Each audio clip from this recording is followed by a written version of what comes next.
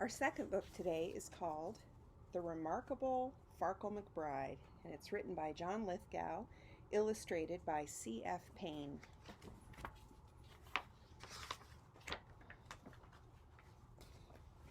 When Farkle McBride was a 3-year-old tyke, all freckly, bony, and thin, he astonished his friends and his family alike by playing superb violin.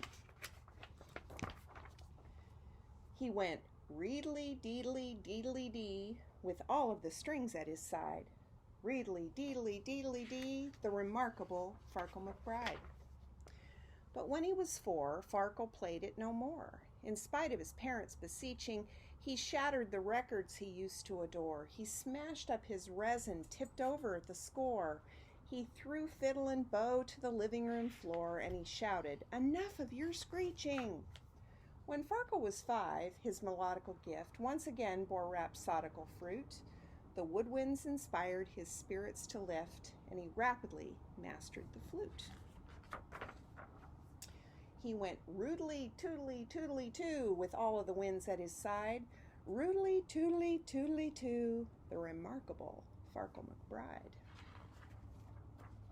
But at 6, Farkle flung his flute into the lake. Notwithstanding its lyrical trill, he stamped on the dock till you'd think it would break. "That's it!" he exclaimed. "I've had all I can take. That tootling gives me a brutal headache. It's so wimpy and whiny and shrill." When Farkle was 7, a different sound rekindled his musical flame. He became the most expert trombonist around, and the boulevards buzzed with his name. He went vroom-petty, doom-petty, doom-petty, doom, with all of the brass at his side. Vroom-petty, doom-petty, doom-petty, doom, the remarkable Farkle McBride. But at 8, he declared to his parents' despair, and as everyone else might have guessed, "I can't stand the trombone with its blat and its blare. That racket is more than my eardrums can bear, so return it or throw it away. I don't care. I despise it, just like all the rest." When Farkle was 9, both his father and Mom were bursting with pride and affection, for Farkle learned xylophone, cymbals, and drum, the entire percussionist section. He went boom, bash, clang-em-a-clash, all the clamor that he could provide. Tinkly, bing-bong, bumpity-crash, the remarkable Farkle McBride. But soon he fell prey to his usual gloom, despite all the praise and the flattery. First a sigh, then a sulk, then a frown, then a fume, then an ear-splitting tantrum that emptied the room. "I can't take it!" he bellowed, "the crash and the boom and the clang and the bang of the battery." Poor Farkle, at 10, howsoever renowned, reached the end of his musical tether. But then he discovered his favorite sound, musicians all playing together.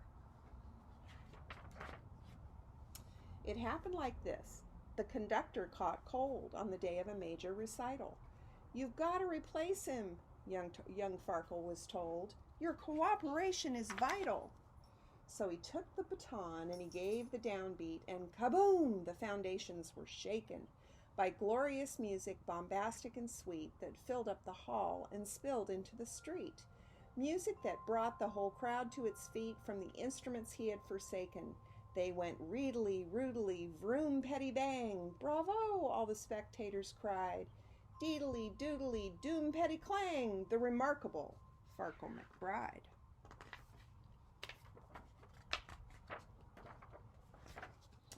Since that sparkling night, Maestro Farkle McBride conducts all the instruments he ever tried. His happy heart sings to brass, drums, winds, and strings, and remarkable Farkle's at last satisfied. The end.